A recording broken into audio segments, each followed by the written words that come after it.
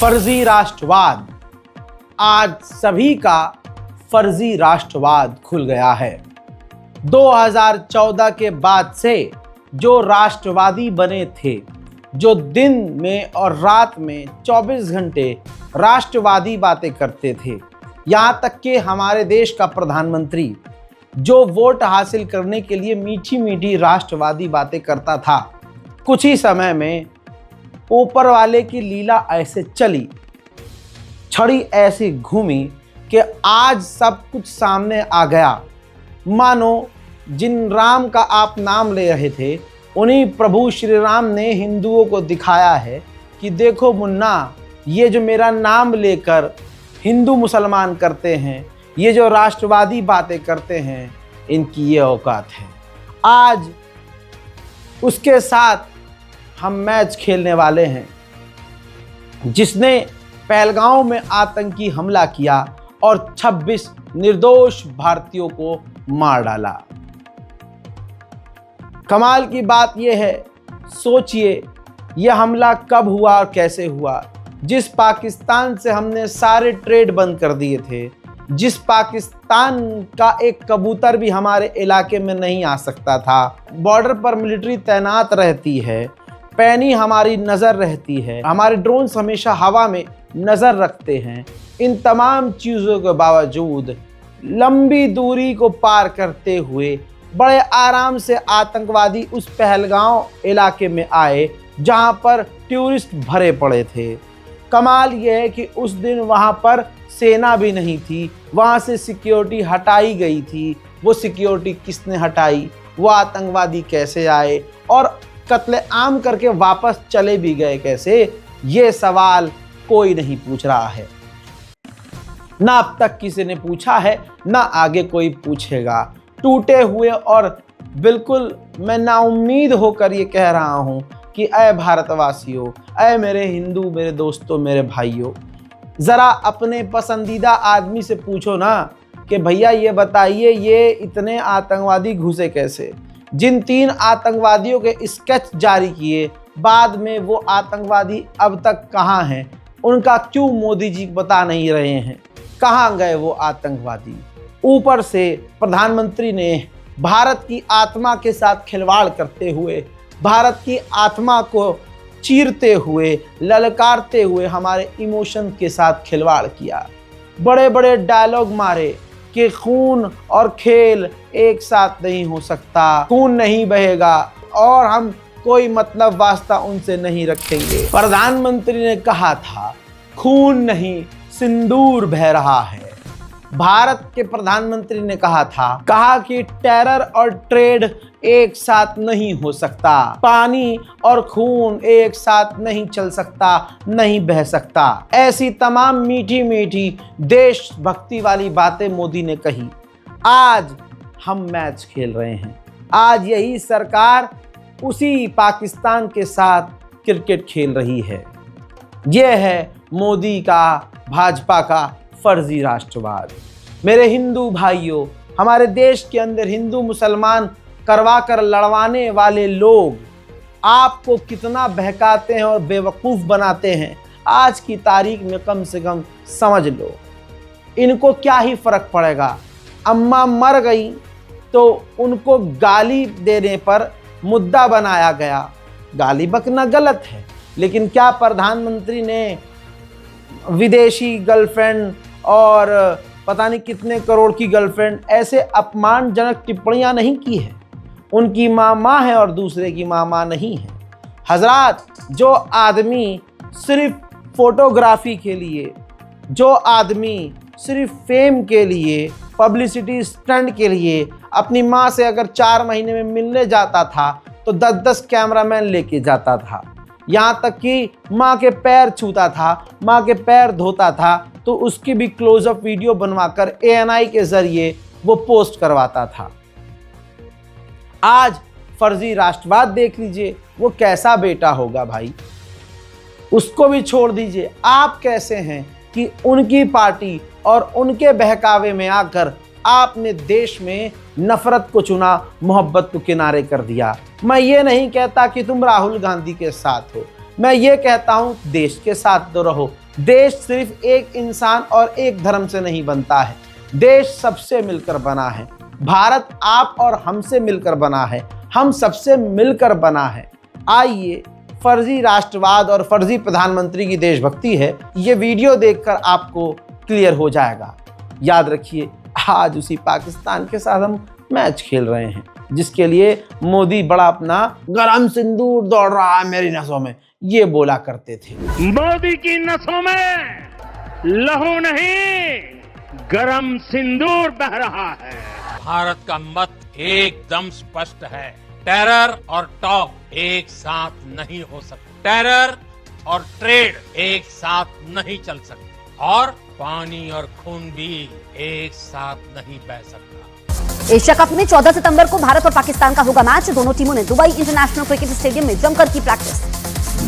ये सब कुछ तो साफ है ना, फिर आपके दिल में सवाल क्यों नहीं है? आम आदमी पार्टी ने AI जनरेटेड फोटो अपलोड करके सवाल सही किया है। ये देश के हर इंसान को सोचना चाहिए। पाकिस्तान गोली चला रहा है, मोदी बल्ला दिखा रहे हैं, तो भारत पाकिस्तान के बीच खून और क्रिकेट साथ साथ हो सकता है? ये एक सबसे बड़ा सवाल है। यही मोदी अभी कुछ दिन पहले तक जो लंबी लंबी फेंक रहे थे, आज यही मोदी भारत को कह रहे हैं हाँ खेलो खेलो, कोई बात नहीं, खून और खेल एक साथ हो सकता है। इस सरकार की फर्जी राष्ट्रवादी चीजें अब खुलकर आ गई हैं। बेशर्मी से अब ये कहा जा रहा है, अनुराग ठाकुर, जी हाँ, गोली मारो सालों को नारा देने वाला ब्रांड एम्बेसडर उस गाली का, उस स्लोगन का, वो आदमी ये कह रहा है कि ये जो टूर्नामेंट है ये हमें खेलना पड़ेगा, इसके कुछ अपने रूल्स हैं, BCCI मजबूर है।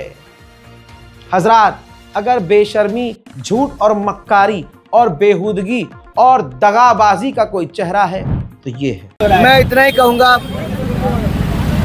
मल्टीनेशनल टूर्नामेंट जहाँ पर ACC या ICC करवाती है, वहाँ पे किसी भी देश के लिए मजबूरी या ज़रूरी हो जाता है भाग लेना। अगर वो नहीं लेंगे तो टूर्नामेंट से बाहर हो जाएंगे, उस मैच को छोड़ना पड़ेगा, तो वैसे दूसरी टीम को उसके पॉइंट्स भी मिल जाएंगे। तो इसकी बजाय जो आपकी प्रतिबद्धता है, चाहे कोई भी खेल है, उसमें मल्टीनेशनल टूर्नामेंट में आपको खेलना ही पड़ता है। लेकिन बायलैटरल टूर्नामेंट भारत पाकिस्तान के साथ नहीं खेलता। कई वर्षों से हमने ये निर्णय किया है कि भारत पाकिस्तान के साथ बायलैटरल नहीं खेलेगा जब तक पाकिस्तान भारत पर आतंकवादी हमले या कार्रवाई बंद नहीं करता है, और जब तक पाकिस्तान आतंकवाद को खत्म नहीं करता। शर्म अगर तुमको नहीं आती। हजरात, इनको क्यों एहसास होगा? सोचिए, एहसास इसलिए नहीं होगा क्योंकि इनकी औलाद नहीं मरी, इनका बेटा नहीं मरा, इनका कोई जानकार नहीं मरा। इनको तो इस भाजपा को, प्रधानमंत्री को, उन शहीदों से इतनी तकलीफ रही कि उनके मरने के बाद शहीदों का नाम भी इस भाजपा ने, इस प्रधानमंत्री ने पार्लियामेंट में नाम नहीं लिया। नाम भी प्रियंका गांधी ने पढ़े। सबके प्रधानमंत्री मोदी को नाम चुभ रहे थे शहीदों के, और आज ये उन शहीदों के खिलाफ काम कर रहे हैं। आज भारत माँ को तकलीफ नहीं हो रही है। आज हिंदू सवाल क्यों नहीं पूछ रहा? भाई, तुम तो हिंदू हो ना, तुम्हारा भाई प्रधानमंत्री है? मुसलमानों की चूड़ी टाइट करने के नाम पर तुमने उन्हें वोट दिया, और आज देखो क्या हो रहा है। छी हजरात, शहीद की पत्नी क्या कह रही है? सोचिए, आज उस शहीद की पत्नी के दिल पर क्या बीत रही होगी, जिसका पति मारा गया और दिवाली करीब है। आपके घरों में उजाला होगा और ये दिवाली उन शहीदों के घर में काला अंधेरा लाएगी, उनके दिल को जलाएगी, उनके आंसू बाहर आएंगे, उनकी यादें, उनके दिमाग की हालत आप क्या ही समझेंगे। पत्नी कह रही है कि उन्होंने, हमारे सरकार ने हमारे दर्द को नहीं समझा। छी।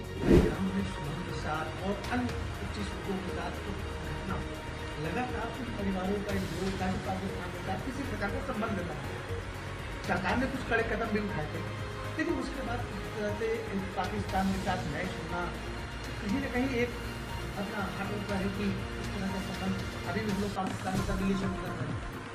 सबसे पहली चीज़ तो बीसीसीआई को इस चीज़ को एक्सेप्ट ही नहीं करना चाहिए था कि पाकिस्तान के साथ मैच इंडिया करे।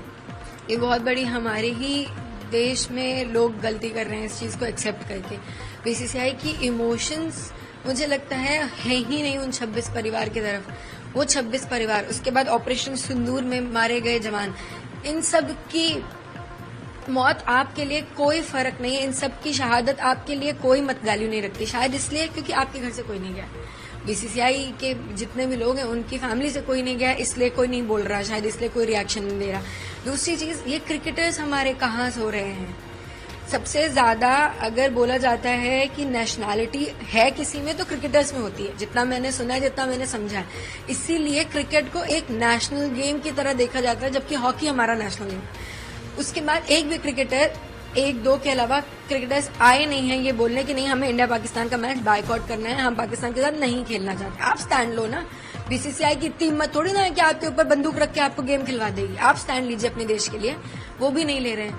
उसके बाद मैं ये लोगों से, आप सबसे, जो स्पॉन्सर्स इस गेम को स्पॉन्सर कर रहे हैं, जो टीवी चैनल, सोनी चैनल इसको दिखा रहा है, मैं उन सबसे पूछना चाहती हूँ, आपके अंदर इंसानियत, आपके अंदर आपके 26 लोगों के लिए जो नेशनैलिटी है वो खत्म हो चुकी है।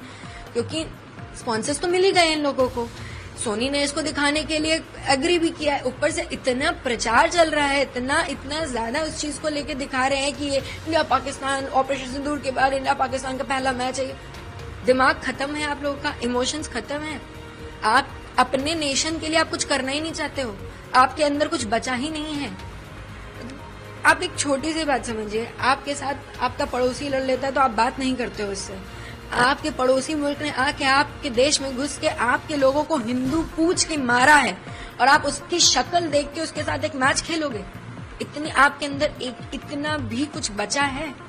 मर चुके, आंख का पानी खत्म है, इन लोगों का कुछ नहीं बचा है। शायद ये टॉपिक मैं समझ पा रही हूँ और ये नहीं समझ पा रहे हैं। मैं 28 साल की हूँ और मुझे इतना समझ में आ रहा है कि इस मैच से जितना भी रेवेन्यू बनेगा, क्योंकि आखिर में ये बात पूरी पैसे की बनती है, जितना भी इस मैच से रेवेन्यू बनेगा, ये रेवेन्यू किस चीज के लिए यूज होगा? सिर्फ और सिर्फ पाकिस्तान इसको टेररिज्म में यूज करेगा, क्योंकि पाकिस्तान में आया हुआ 1 रुपए मात्र टेररिज्म में जाता है। वो देश सिर्फ आतंकवाद देश है। जब आपको ये बात पता है तो छी है भाई, छी है, छी के साथ थू है। आज हिंदुस्तान के लोगों को, भारतीयों को ये समझना होगा, सरकार अभी जो बोल रही है अगले ही पल में वो कैसे पलट जाएगी तुम सोच भी नहीं सकते। हम इस सरकार की नजर में भेड़ और बकरियां हैं और कुछ नहीं। जब जनता ने भाजपा से सवाल कर लिया सभा में कि आज क्रिकेट खेलने जा रहे हैं नेताजी कह रहे हैं हमने खून और पानी एक साथ ना बहने की बात कही थी, हमने ये थोड़ी ना कहा था कि खून और क्रिकेट। भाई बेशर्मी जो है ना, बेशर्मी, वो भी इनके आगे शर्मा जाए। नमस्ते सर, मेरा प्रश्न आपसे ये है कि जब ऑपरेशन सिंदूर हुआ था तो काफ़ी हाईलाइट किया था पाकिस्तानी सेलिब्रिटीज़ और उनके क्रिकेटर्स ने इंडिया के बारे में काफ़ी चीज़ें बोली थी। तब ये स्टेटमेंट काफ़ी बोली गई थी कि खून और पानी एक साथ नहीं बह सकता, खून और खेल एक साथ नहीं हो सकता। तो अब 14 को क्रिकेट मैच क्यों खेला जा रहा है पाकिस्तान के साथ? क्यों हमारे क्रिकेटर्स उनके साथ हाथ मिला?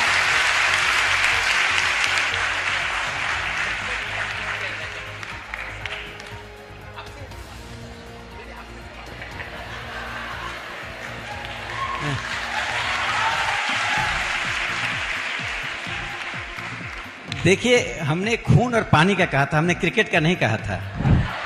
याद रखना, एक अकेली भाजपा, एक अकेली यही हिंदुओं वाली पार्टी इस बात पर अड़ी है कि हिंदुस्तान पाकिस्तान का क्रिकेट होगा।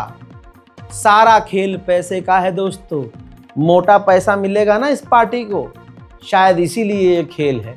और बड़े बड़े पूंजीपतियों को फायदे होने हैं इस खेल में, शायद इसीलिए हर हाल में आज खेल हो रहा है और आज खेल होना है।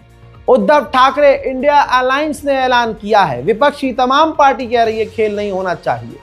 उद्धव ठाकरे ने पूरे भारत में प्रदर्शन का आज ऐलान किया है। निवेदन भी मैं प्रसारित करने जा रहा हूँ, हिंदी में है और हिंदी में इसलिए है कि अन्य राज्यों में भी हम क्या कर रहे हैं, क्यों कर रहे हैं, इसकी जानकारी मिलनी चाहिए। कल ये दुर्भाग्य की बात है कि बीच में भी इसलिए कह रहा हूँ कि कुछ ही दिन हुए हैं, 3-4 महीने हुए होंगे, पहलगाम में जो आतंकवादी हमला हुआ उसमें हमारे नागरिक, हिंदुस्तानी नागरिक जिस तरीके से मारे गए, हमारी बहनें, उनका सिंदूर, सौभाग्य उजाड़ा गया, आज भी वो घाव भरा नहीं है। और उसका उत्तर देने के लिए हमारे सरकार ने एक कार्रवाई की थी पाकिस्तान के ऊपर। पाकिस्तान के ऊपर क्यों की? आतंकवाद का हमला सामना अगर करना है तो पाकिस्तान के खिलाफ क्यों? क्योंकि इसलिए पाकिस्तान हमारे देश में आतंकवाद फैला रहा है, आतंकवादी हमले कर रहे हैं, हमारी माताएं बहनें जो है उनका सौभाग्य जो है। सोचिए, जो पार्टी पूरे साल हिंदुस्तान, पाकिस्तान, मुसलमान, हिंदू, देशभक्ति, राष्ट्रवादी, भारत मम्मा की जय, भारत अम्मी की जय, भारत माता की, भाई साहब आज वो तमाम भजपिल्ले गुफा में घुसे हुए हैं। आज समझ में आया, ये पूरे साल मुसलमानों को गद्दार कहते रहे, आज ये गद्दार खुद साबित हो गए। भाई आम आदमी पार्टी के नेता सौरभ भारद्वाज ने क्लियर कट पुतला जलाया पाकिस्तान के खिलाड़ियों का। भाई पाकिस्तान के खिलाड़ियों के बयानात अवेलेबल हैं। शाहिद अफरीदी कितनी बकवास करता है भाई। तू जब हमारे देश के जो क्रिकेटर हैं वो पॉलिटिकल बयानात नहीं देते, तू रैलियां निकाल रहा है। भाई मोदी का दिमाग देखो, भूल गए, तमाम हिंदू भूल गए कि पाकिस्तानी क्रिकेटर्स ने किस तरह के एंटी इंडिया खतरनाक लेवल का जो है बयान दिया था। और आज के दोगले हमारे क्रिकेटर, भाई हमारे यहां तो भाई पैसा दो, कुछ भी करवाओ, क्रिकेट खेलेंगे। सौरभ भारद्वाज ने साफ कहा है कि आज के इस खेल को, मैच को, नाइट क्लब, कैफे जो भी दिखाएंगे, चलाएंगे, उन पर कार्रवाई करेंगे। अगर आप भी देशभक्त हैं दोस्तों, जरा से भी असली वाले, मोदी वाले नहीं, असली वाले देशभक्त हैं, तो मैच मत देखिएगा। मैं वैसे भी नहीं देखता, इस बार तो बिल्कुल नहीं देखेंगे। साथ ही ये नजर रखिएगा कि कौन सा कैफे, कौन सा रेस्टोरेंट इंडिया पाकिस्तान का मैच स्क्रीन पर दिखा रहा है। तो जो दिल्ली के अंदर क्लब, जो नाइट क्लब, जो रेस्टोरेंट इन पाकिस्तानियों के क्रिकेट मैच को दिखाएगा, हम लोग उनको भी पूरे देश के सामने एक्सपोज करेंगे कि ये वो लोग हैं जो पाकिस्तानियों के क्रिकेट मैच को अपने क्लब और रेस्टोरेंट में दिखाते थे। और हमें इंश्योर करेंगे कि जनता उन क्लबों को और उन रेस्टोरेंट्स को बायकॉट करे, उनके यहाँ कोई ग्राहक ना जाए, क्योंकि ऐसे लोग जो पाकिस्तानियों के साथ मिलकर पैसा कमाना चाहते हैं, उन लोगों का हम लोग बहिष्कार करेंगे। आदित्य ठाकरे ने भी साफ साफ बोला है, स्पष्ट बोला है, विरोध किया है इस क्रिकेट मैच का, नहीं होना चाहिए। लेकिन दोस्तों ये मोदी की फर्जी देशभक्ति है। होगा मैच, कोई माई का लाल नहीं रोक सकता। मोदी की फर्जी देशभक्ति है भाई, कोई रोक लेगा क्या? जिस पाकिस्तान ने हमारे देश पे सिर्फ एक नहीं तो अनगिनत हमले किए हैं, जिस पाकिस्तान से हमारे देश में आतंकवाद का फैलाव होता है, जिस पाकिस्तान ने पहलगाम में बहुत सारे सिंदूर को मिटा दिया, उस पाकिस्तान के साथ बीसीसीआई खेलने के लिए इतने एक्साइटेड क्यों है? क्या ये पैसों के लिए हो रहा है? पैसों की लालच है? टीवी रेवेन्यू के लिए है? एड रेवेन्यू के लिए है? कि प्लेयर्स को जो फीस मिलती है उसके लिए है? क्या हम ये सोच नहीं सकते कि जिस पाकिस्तान ने हॉकी के एशिया कप को बॉयकॉट किया क्योंकि वो हिंदुस्तान में है, हमारी सरजमीन पे है, तो अगर पाकिस्तान बॉयकॉट कर सकती है तो हमारी बीसीसीआई क्यों नहीं बॉयकॉट कर सकती? दूसरी बात यह है कि अगर असली भाजपा आज सत्ता में होती तो ये नहीं होता। भाजपा ने अपनी आइडियोलॉजी बदल दी है, और जिस ऑपरेशन सिंदूर का अभी बयान और इस्तेमाल बिहार की पॉलिटिक्स में होगा, उसी ऑपरेशन सिंदूर के लिए हमने देश भर में नहीं तो दुनिया भर में कहा था कि इसके पीछे पाकिस्तान था, इस हमले के पीछे। उसी पाकिस्तान के साथ सरकार जब चुप बैठी है खेलने के लिए। जिस पार्टी का बिल्ला पहनकर लोग अपने आप को राष्ट्रवादी समझते हैं, पूरे साल जो हिंदू मुसलमान करते हैं, पूरे साल गौ माता की हम रक्षा करते हैं, आज ऐसी खबरें आपने देखी कि गायों को काटने वाले वही हिंदू, वही भजपिल्ले निकलते हैं। पूरे साल जो हिंदू मुसलमान और मुसलमानों को गद्दार बताते हैं, आज भारत पाकिस्तान का मैच चुपचाप देखेंगे। समझ रहे हैं आप गद्दार कौन है? पूरे साल मध्य प्रदेश और ऐसे अलग अलग इलाकों में मुस्लिम विरोधी काम किए जाते हैं। ये जिहाद, वो जिहाद, अलाना जिहाद, मुल्ले मुल्ले। एक मुसलमान फेरी वाला गरीब जो दिन के 500 भी नहीं कमाता होगा, वो आ जाता तो तुम कैसे आया, आईडी दिखाओ, तुम यहाँ हमारे देवभूमि को। अरे देवभूमि औकात से बाहर हो तुम, तुम्हारी औकात पता है क्या है? दोस्तों, मध्य प्रदेश में भाजपा का कांड सुनिए। दैनिक भास्कर का अपडेट मौजूद है, गूगल कर लीजिए। भाजपा जो सामने से दिखाती है भी वही निकलेगी, तस्करी करने वाली वही मिलेगी, गायों को काटने वाली वही मिलेगी। और अब देखिए भाई साहब, ड्रग 5 करोड़ का ड्रग बीजेपी लीडर की गाड़ी से मिला है। मध्य प्रदेश पुलिस ने 9.250 किलोग्राम केटामाइन और 6 ग्राम एमडी ड्रग और 1210 किलोग्राम एमोनियम क्लोराइड पाउडर भी बरामद किया है और 35 लीटर दूसरे खतरनाक केमिकल और इंटरनेशनल मार्केट में जिसकी कीमत 4.62 करोड़ है। मध्य प्रदेश पुलिस ने ईश्वर मालविया और दौलत सिंह को ऑन द स्पॉट गिरफ्तार किया है। अर्टिगा गाड़ी सीज की है। मेन एक्यूज राहुल अंजना है जो कि भाग गया है, जो बीजेपी का मंडल वाइस प्रेसिडेंट है। राहुल अंजना की पत्नी सरपंच है थडोडा ग्राम पंचायत की। पुलिस अब ढूंढ रही है राहुल को। राहुल कौन है? जो कि मेन एक्यूज है, जो कि बीजेपी का आदमी है, जिसकी पत्नी भी ग्राम पंचायत में है।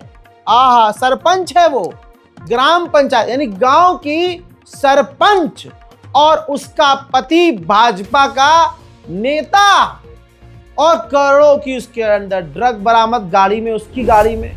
मध्य प्रदेश से। किस मध्य प्रदेश से? जिस मध्य प्रदेश में पूरे साल हिंदू दीवार में टकराता फिरता है। अरे ये मुल्ले इनको निकालो, अरे ये मुल्ले की दुकानें बंद करो, अरे ये मुल्ले हमारे इलाके को बर्बाद कर रहे हैं, अरे ये मुल्ले देखो लैंड जिहाद कर रहे हैं। इस पर वो तमाम हिंदू मैच देख रहे होंगे आज। मैच दोगलापंथी की इंतहा है दोस्तों। फुनसुक वांगड़ू को तो जानते होंगे ना। अरे 3 इडियट में आमिर खान ने जिनका किरदार निभाया, आज वो असली वांगड़ू लद्दाख में भूख हड़ताल पर हैं। क्यों?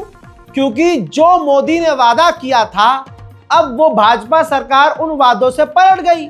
अभी मैं इनका हिंदुत्व भी दिखाता हूं, भजपिल्लों का हिंदुत्व भी दिखाता हूं। वांगड़ू सिर्फ इसलिए प्रदर्शन कर रहे हैं कि सरकार ने जो वादा किया था अपने मैनिफेस्टो में वो मान ले, वो कर दें। इस सिलसिले में उन्होंने एक प्रोग्राम किया जिसमें सर्वधर्म को बुलाया, तमाम सामाजिक लोगों को बुलाया, हर वर्ग के लोगों को बुलाया, जिसमें मुसलमान भी आए, हिंदू भी आए, जैन भी आए, सिख भी आए। तो उन्होंने तमाम धर्मगुरु और हर धर्म के वर्ग को बोला कि भाई आप आकर अपने, अगर जैसे मुसलमान है तो आप कुरान की आयत पढ़ दीजिए, अगर आप जैन हैं तो आप अपना जो श्लोक होता है वो पढ़िए। और हिंदू छात्रों को बुलाया और कहा कि आप अपना श्लोक और जो भी होता है वो आप मंत्र मंत्र पढ़ो। बच्चे वहां पर आए हिंदू, उन्होंने मंत्र का उच्चारण किया, तो हिंदू मंत्र का उच्चारण जो हिंदू छात्रों ने किया, उसका विरोध वहां की भाजपा की पार्टी ने किया। प्रॉपर वीडियो बनाया गया, वीडियो जारी किया गया विरोध करते हुए। वहां के हिंदुओं ने, मुसलमान ने विरोध नहीं किया, सिख ने विरोध नहीं किया, ईसाई ने विरोध नहीं किया, अरे नास्तिक ने विरोध नहीं किया। लेकिन बांगड़ू के उस सर्वधर्म सम्मेलन के अंदर हिंदू छात्रों ने अपने धर्म का थोड़ा प्रचार किया और मंत्र पढ़ दिया, तो वहां की हिंदूवादी जो नेता है और हिंदूवादी जो बीजेपी पार्टी है, उसने प्रॉपर उसका विरोध किया। प्रधानमंत्री नरेंद्र मोदी जी, हमारा सादर प्रणाम स्वीकार करें। आज हमारे अनशन का चौथा दिन खत्म हो रहा है। ताकत खत्म हो रही है, मगर मेरा सेंस ऑफ ह्यूमर अभी भी बचा है। आपने कभी सुना कि बीजेपी हिंदू विरोधी हो गए हो, हिंदू भजन का विरोध करते हो? जी हाँ, लद्दाख में कुछ ऐसा ही हुआ। इससे पहले मैं आपको ये बताऊं कि बीजेपी वो पार्टी है जिन्होंने लद्दाख को 2019 में यूटी का दर्जा दिया और जिसके लिए सब खुश हुए और मैं उनका बड़ा प्रशंसक भी बना। और यही नहीं, उन्होंने ये वादा भी किया कि लद्दाख के संस्कृति और प्रकृति को 6वें शेड्यूल में संरक्षित किया जाएगा और इसे उन्होंने अपने मैनिफेस्टोज में पहले बिंदु की तरह घोषित किया और लद्दाख के लोग बहुत खुश हुए और सब ने उनको वोट देकर जिताया। यहाँ की हिल काउंसिल बीजेपी की बने।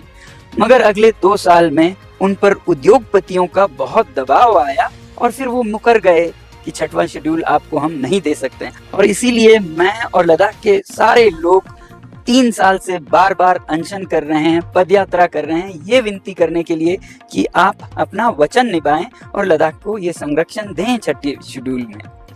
अब दोबारा चुनाव आ रहे हैं हिल काउंसिल के और यहाँ की स्थानीय बीजेपी हमारे इस कोशिश को, जो कि एपेक्स बॉडी के अंतर्गत होता है, उस एपेक्स बॉडी का हर चीज में वो विरोध कर रहे हैं। यहाँ तक कि जब यहाँ अनशन शुरू हो रहा था तो एक बहुत बड़ा सर्वधर्म प्रार्थना सभा हुई। अब सर्वधर्म है तो हम कैसे सभी धर्मों को ना बुलाएं, जिसमें हिंदू भी आते हैं और यहाँ लद्दाख में हिंदू ना के बराबर हैं। तो हमने कुछ विद्यार्थियों से विनती की कि आप आकर एक भजन गाएं। व्याप्तं येन चराचरं तत्पदं दर्शितं येन तस्मै श्री गुरुवे नमः। इस भजन का विरोध किसी मुस्लिम ने नहीं किया। बीजेपी जो स्थानीय है उन्होंने बाज़ाब्ता प्रेस कॉन्फ्रेंस बुलाकर इस भजन का विरोध किया। इस प्रार्थना सभा में हमारे लोगों ने शिकायत की कि एक हिंदू भजन भी गाया गया और इस भजन को गाने वाले हायल के विद्यार्थी थे। ये बहुत ही निंदनीय और घोर आपत्तिजनक है। पूंजीपतियों के हाथ में कैसे ये पूरा भारत बिक रहा है, अब पूरा स्टेट बिक रहा है। कमाल। और देखिए पूंजीपति कितने चतुर चालाक। रिपोर्ट आपकी स्क्रीन पर है और गोदी मीडिया ये दिखाएगा और बताएगा नहीं। हजरात, धामी सरकार ने ड्रीम प्रोजेक्ट, जो उसका ड्रीम प्रोजेक्ट है, 3 कंपनियों ने बोली लगाई। धामी सरकार का ड्रीम प्रोजेक्ट 3 कंपनियों ने बोली लगाई। तीनों की तीनों कंपनियों के मालिक एक ही आदमी निकले, बालकृष्ण। बताइए, हिंदुओं की नजरों में जो बाबा है वो इतना बड़ा बिजनेसमैन है। और चालाकी देखिए, बोली लग रही थी, 3 अलग अलग कंपनियों ने बोली लगाई। आप समझ रहे हो, किसी एक को तो मिलेगा टेंडर। बाद में जब पता चला कि हाँ ये कंपनी को टेंडर मिल रहा है तो ये भी कंपनी एक ही की है, ये भी उसी की है, ये भी। वाह भाई वाह, खड़े हो गए ताली भाई। अंधेर नगरी चौपट राजा।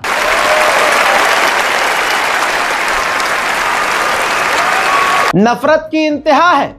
एक बार फिर से नरसिंहालंड सरस्वती ने हिंदुओं के बीच, हिंदुओं के ही मतलब हिंदुओं ने बुलाया पूजा पाठ के लिए।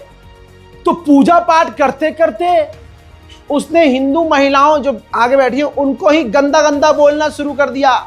कभी ये हिंदुओं को नपुंसक बोलता है, कभी गंदा बोलता है, कभी गाली गलौज करता है, वो उकसाता है। अब ये कह रहा है जिस हिंदू औरत ने एक बेटा पैदा किया वो सांप की तरह है। और धार्मिक बयान देते देते, मतलब जो की पॉइंट्स होते हैं, धार्मिक बातें करते करते धर्म की बातें बताते थे, ये मेन पॉइंट पर आता है। इसका मकसद ही सांप का, सांप तो साला यही है, सांप तो ये खुद है। कैसे? ये भाई जहर उगल रहा है। धर्म की बातें करते करते मुद्दे पे आ गया मुसलमान मुसलमान मुसलमान। बहनों, आगे मुसलमानों का बहुत बुरा हाल है। वो तुम्हारा रेप करेंगे, वो तुम्हें काट देंगे, वो तुम्हें बाजार में बेचेंगे। ये नहीं बता रहा, वो बाजार इसी का होगा और ये खुद बांटेगा, ये खुद काटेगा। और भाई ये जो कह रहा है, अभी आप सुनेंगे, ये कह रहा है कि जो हिंदू औरत एक बेटे को जन्म देती है वो नागिन है। तू ये बता, तू एक भी पैदा नहीं कर पा रहा। अब तू जाके बाराबंकी से तू जाके अच्छी जगह से इलाज करवा, जड़ी बूटियों का इलाज करवा, तेरी नूनी में जान आएगी, तू बच्चे 10 पैदा कर। भाई कोई मना कर रहा है क्या? कोई सवाल नहीं कर रहा इससे। भाई तेरे क्यों नहीं है बच्चे? बाबाओं के बच्चे नहीं होते। अबे हो सकता है बाबा वही बने जिसकी दिक्कत हो, कुछ खराब हो गई हो। पॉइंट है भाई। और बाबा शांति की बात करते हैं, बाबा प्यार की बात करते हैं। और भी बाबा हैं, बाबा प्रेमानंद एग्जाम्पल है ये आदमी। ये बाबा प्रेमानंद, मैंने अब तक नहीं देखा कि ये कोई आड़े टेढ़े बयान देते हो, गंदे बयान देते हो, दूसरे धर्म को टारगेट तक नहीं करते। ये अभी कुछ दिन पहले बाबा ने बेचारे ने सच बोल दिया। बाबा का काम है सच बोलना। बाबा ने सच बोल दिया तो भाई महिलाएं बुरी तरह से किलस गई, हिंदू महिलाएं, और चप्पल जूती मारने लगी इनकी तस्वीर पर। लेकिन बाबा अपनी बात से टस से मस न हुए। और ये नरसिंहा लंड सरस्वती ये कह रहा है इस वीडियो में, अभी मैं दिखाऊंगा, कि मैं तो सच बोलने के लिए बाबा बना हूं। वाह, मतलब अगर कोई आम आदमी है तो बाबा की नजर में वो सच्चा नहीं होगा, क्योंकि सच बोलने के लिए, सच्चाई बयान करने के लिए बाबा ही बनना पड़ेगा। बखलंड चौधरी को आप देखिए, सुनिए। होगा। मैं तो कहता हूं कि वो महिला जो एक बेटे को जन्म देती है नागिन की तरह होती है। कैसी होती है? और तुम में से ज्यादातर ऐसी होगी, है ना? सबने यही कारनामा दिया होगा अंजाम। गीता पढ़ के देखिए। गीता ये कहती है कि दुनिया का सबसे बड़ा पाप अपने वंश का विनाश होना है। अगर बाबूजी हमारे वंश का विनाश हो गया तो हमारे जितने भी पूर्वज हैं वो सब स्वर्ग से धकेल दिए जाएंगे, क्योंकि ये माना जाता है कि किसी के भी वंश का विनाश तब होता है जब उसके सारे पुण्य समाप्त हो जाते हैं। और आप एक बेटा, फिर उसके एक बेटा, कोई ना लड़े, कोई ना मरे, तो अभी 5 या 6 पीढ़ी में वंश खत्म हो ही जाना है। कोई एक्सीडेंट, कोई बीमारी, दुनिया में बहुत सारे झगड़े बगड़े। वैसे तो अभी एक बहुत बड़ी समस्या मुसलमानों की भी है, जिनका केवल ये उद्देश्य है कि एक दिन आप सबको मार के आपके घरों पर कब्जा करेंगे और हमारी बहन बेटियों को मंडियों में बेचेंगे बलात्कार करके, या अपनी रखेल बनाएंगे। मेरी बेटियों क्षमा करना, ये बात गलत है पर मुझे कहनी पड़ेगी। ये मैं झूठ नहीं बोल रहा हूं आपसे। मैं झूठ बोलने के लिए बाबा बना, झूठ बोलता ही नहीं, मैं सच बोलने के लिए बाबा बना हूं। तो मेरी बेटियों, जो गलती तुमने कर दी अब अपने बच्चों से कहना, एक तो अपने बच्चों की शादी जल्दी करना। अब आप कहोगे हम तो भगवान का नाम लेने के लिए बैठे थे, ये पता नहीं कौन पाखंडी बैठा दिया, कैसी कैसी बात कर रहा। राजनीति की नहीं, धर्म समझा रहा हूं। भारतीय जनता पार्टी में नेता कम कार्टून ज्यादा भरे पड़े हैं। एक रेल मंत्री, उन्हें बनाना चाहिए था रेल मंत्री। वो शायद अपने आप को रेल मंत्री ही समझते हैं। अभी मैंने कॉमेडी में एक वीडियो डाला, मजाक में, मजाहिया अंदाज में कॉमेडी मीम बनाया मैंने कि भगवा रंग का आईफोन मोदी का कमाल है, मोदी जी का कमाल है। भगवा रंग का आईफोन कर दिया दुनिया का सबसे महंगा फोन। अब मुल्ले चलाएंगे जब तो भगवा चलाएंगे। ओहो, ये मीम था भाई। अगले के दिमाग में आइडिया आया, उसने उस चीज को कुछ और तरीके से लिया। रेल मंत्री ने वीडियो में एक बयान में कहा कि ये मोदी का, वो देखिए आप चमत्कार, कि भारत के अंदर आईफोन बन रहे हैं। भारत के अंदर मोदी, भारत के अंदर, ये झूठा आदमी, भारत के अंदर बन रहे हैं, भारत में असेंबल हो रहे हैं। याद रहे, ज्ञात रहे, पूरी दुनिया में यही आईफोन भारत में सबसे महंगा है। अमेरिका, जर्मनी, फ्रांस, अरब और तमाम देशों से आज इस साल जो आईफोन लॉन्च हुआ है 17, वो भारत में सबसे महंगा है। क्यों? क्योंकि भारत पर मोदी जी के दोस्त ने जो 50% टैरिफ ठोका है और ऊपर से पेनल्टी लगाई है, वो हम भारतीयों पर भारी है। अब ये रील मंत्री की रील देखिए। मोदी जी ने स्वदेशी और आत्मनिर्भर का एक ऐसा मंत्र दिया जिसके कारण आज आईफोन 17 कहां बना है? कहां बना है दोस्तों? कहां बना है? भारत में। ये संभव हो पाया आत्मनिर्भर भारत और स्वदेशी के बहुत बड़े संकल्प।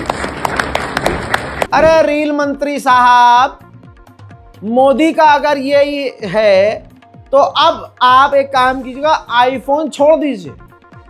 इस खबर को देखिए, सीने में तकलीफ हो सकती है अंडुओ, तुम जरा स्किप कर देना। तुम्हारी औकात तो है नहीं आईफोन चलाने की, लेकिन बकैती बड़ी बड़ी। देखो अपने अब्दुल को देखो, आईफोन एयर, एप्पल ने आईफोन एयर लॉन्च किया है जो पतला और छोटा स्मार्टफोन है और टाइटेनियम बॉडी में आता है। इसकी कीमत 256 GB मॉडल के लिए 1,19,900 है, लगभग 1,20,000। ये आज तक के जितने फ़ोन लॉन्च हुए हैं, जो सीरीज लॉन्च हुई है, उनमें भी ये सबसे महंगा फ़ोन है। इस फ़ोन को डिज़ाइन करने वाले मुल्ले हैं, नाम है आबिदुर चौधरी। जी हाँ, आबिदुर चौधरी ने डिज़ाइन किया है दुनिया का सबसे पतला फ़ोन, आईफोन। जी हाँ, अब अंडवे क्या कहेंगे? तो अंधभक्तों, पहले जाकर अपने वीवो, ओप्पो, इन चाइनीज जो मोबाइल तुम चला रहे हो 15,000 वाला, वो भी ज़्यादा बोल दिया, 10,000 वाला, जिसकी तुम्हारी किस्त बनी हुई है 500 रुपये महीना, पहले वो किस्त भरो, फिर आईफोन की बातें करना। तो मेरे दोस्तों, इस रिपोर्ट को शेयर कीजिएगा। मुझे पूरा यकीन है कि आज आप इंडिया पाकिस्तान का मैच नहीं देखेंगे और पूरी तरह से देशभक्त होने का सबूत देंगे। जय हिंद।